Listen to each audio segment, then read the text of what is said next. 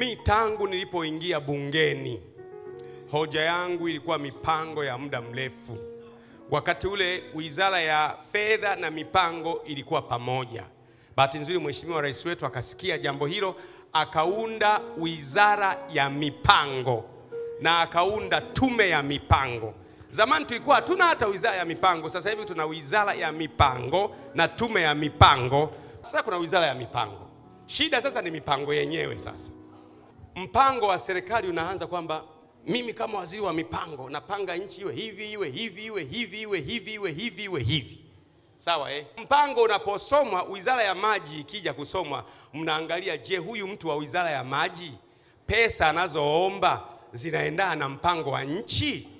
Mnampitishia. Anakuja Wizara ya Afya. Mnamwambia wewe Wizara ya Afya, fedha unazoomba zinaendana na mpango? Nampitishia. Wizara ya Kilimo, si Wizara ya Elimu, wizara zote. Kwa hiyo mpango unaanza kusomwa, alafu sasa wizara sasa mnaanza sisi sasa bahati mbaya tulishapitisha wizara zote. Mwishoni sasa ndio tunasoma mpango sasa.